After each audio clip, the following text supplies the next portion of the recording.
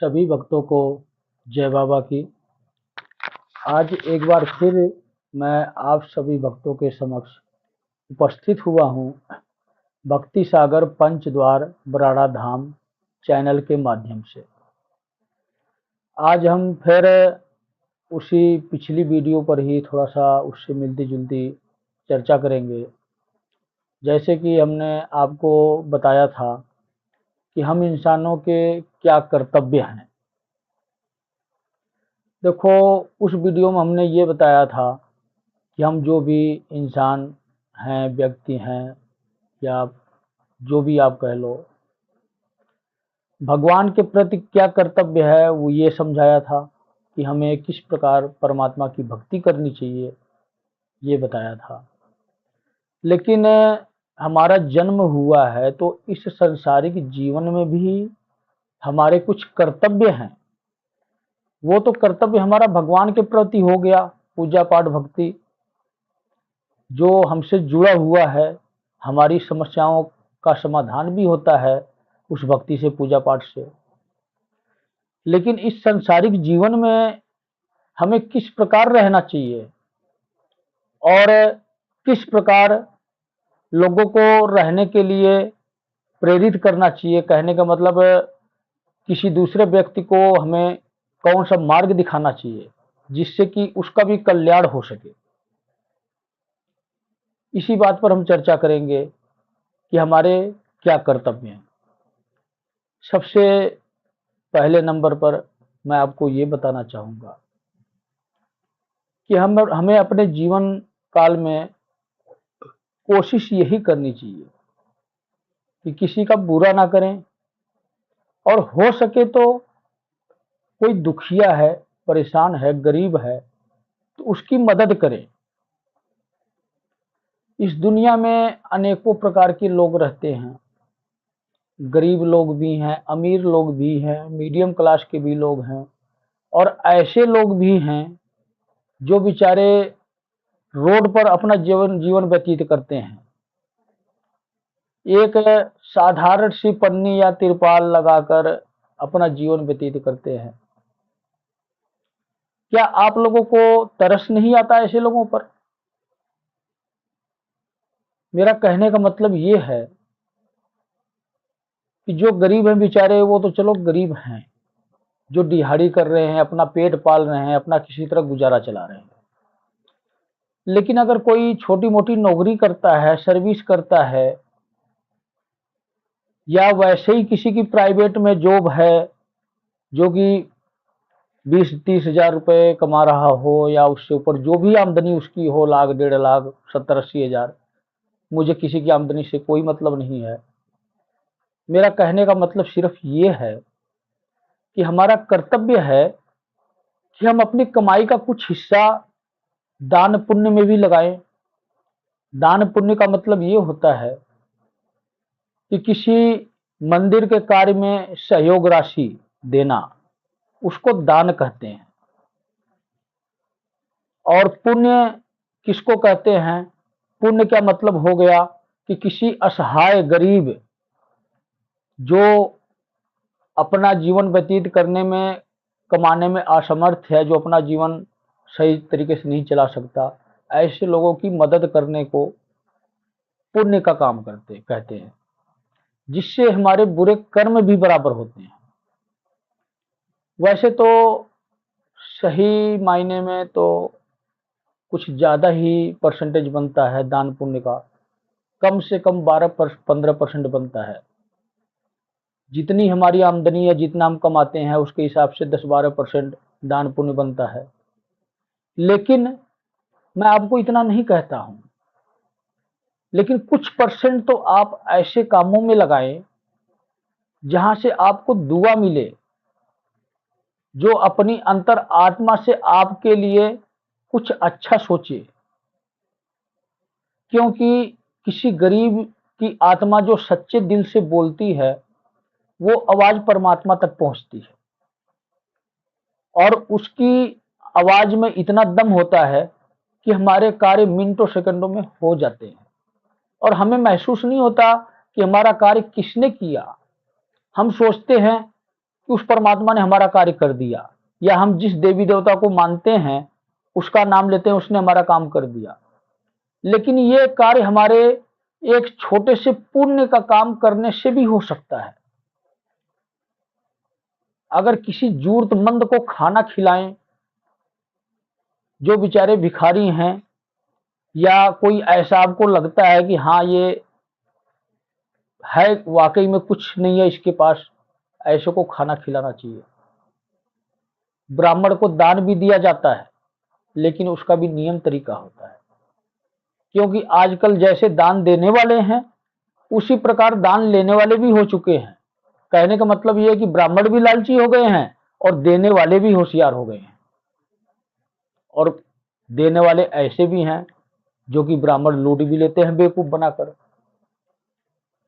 इन सब प्रक्रिया से बचते हुए ब्राह्मण को दान देने का मतलब होता है कि श्रद्धा भाव से हमारी पास जितना सामर्थ्य है उसी के अनुसार ही जो हम दान देते हैं वही दान दिया जाता है, और वही दान मान्य होता है।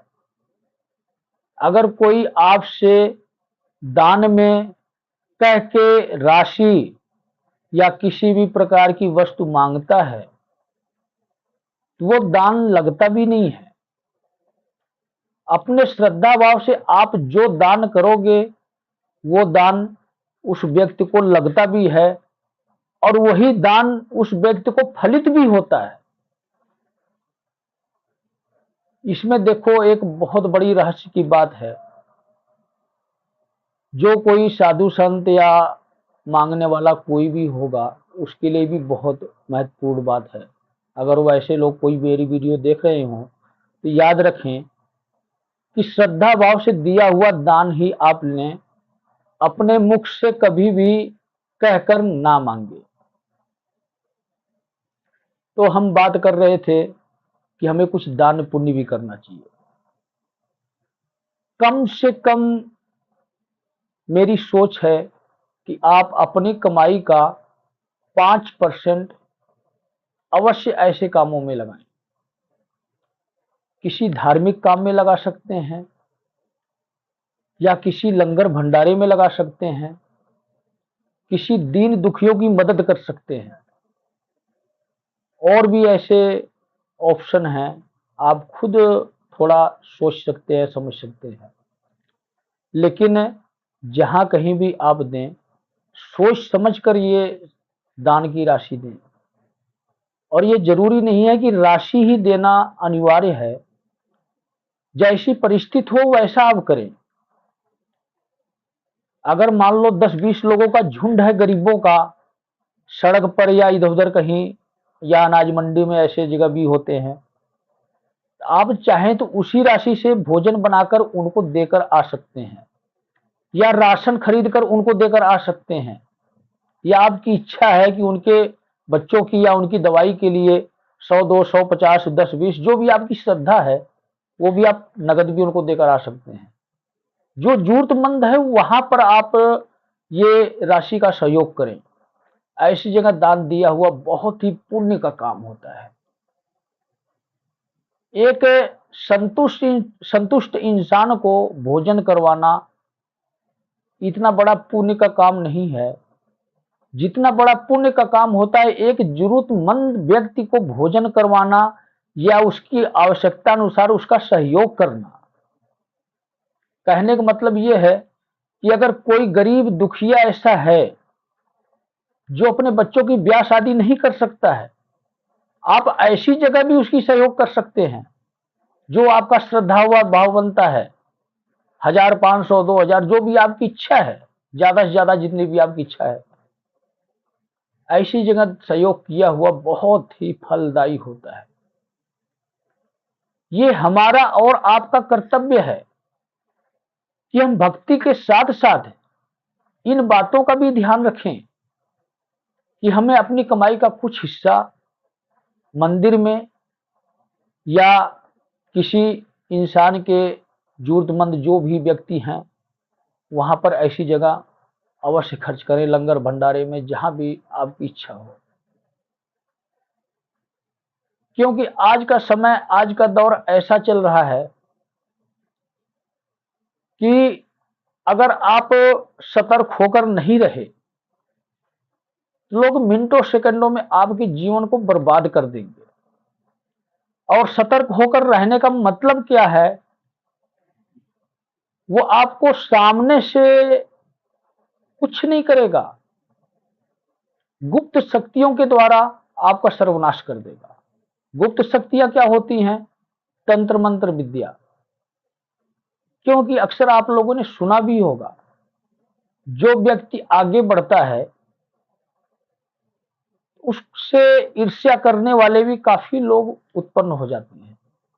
हमारे ही प्यारे मित्रों में, भाई बंधुओं में ही होते हैं, और जो रुकावटें पैदा शुरू कर देते हैं और हमारे जीवन में बाधाएं उत्पन्न हो जाती हैं।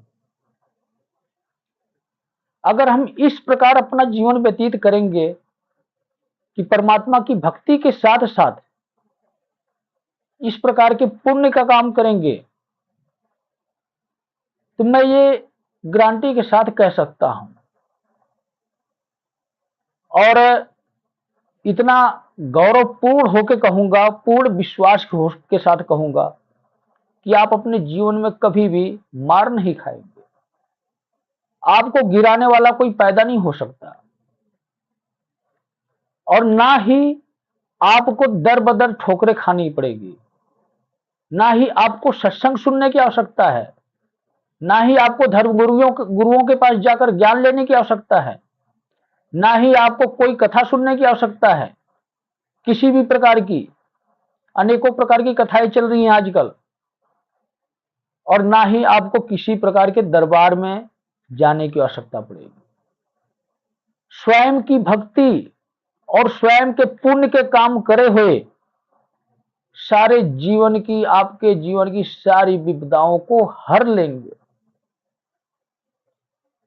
सिर्फ मैं यही चाहता हूं कि आप खुद जागरूक हो, क्योंकि अगर आप ही अज्ञान रहेंगे तो दूसरों को क्या रास्ता दिखाएंगे। मेरी सोच ये है कि जिस प्रकार मैं आपको ज्ञान दे रहा हूं, आपको समझा रहा हूं कि आप इस रास्ते पर चले, मैं चाहता हूं कि आप भी उसी प्रकार अन्य व्यक्तियों को, जो भी आपके जान पहचान के हैं, आप उनसे चर्चा करें इस विषय पर, और आप उनको समझाएं कि आप इस रास्ते पर चलो जहां पर उनका कल्याण हो सके, उनके जीवन की सारी विपदाएं हरी जा सके, सारी कठिनाइयां समाप्त हो सके। आत्मनिर्भर बनने की आप कोशिश करो। अगर हम कोशिश करेंगे तो हमें कामयाबी अवश्य मिलेगी। मुझे पता है कि मेरी इन वीडियो से बहुत से कथावाचकों को, धर्मगुरुओं को और दरबार लगाने वालों को बहुत कष्ट होगा, क्योंकि हर किसी की काट कर रहा हूं। आज क्यों कर रहा हूं मैं काट? वो खुद धर्म के मार्ग से भटक चुके हैं, पैसे की मोह माया में भटक चुके हैं।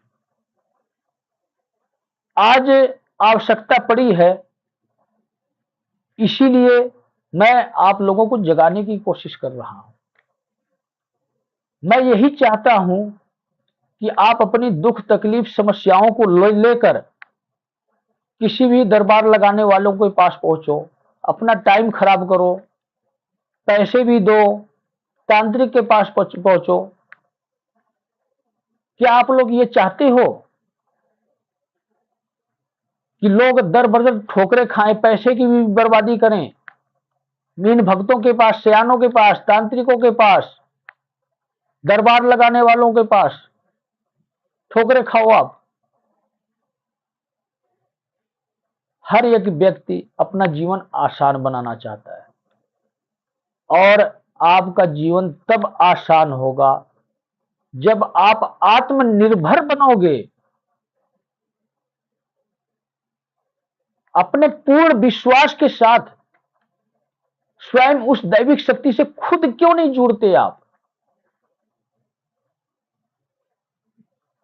ऐसा दिन ले आओ कि एक एक व्यक्ति आत्मनिर्भर हो जाए।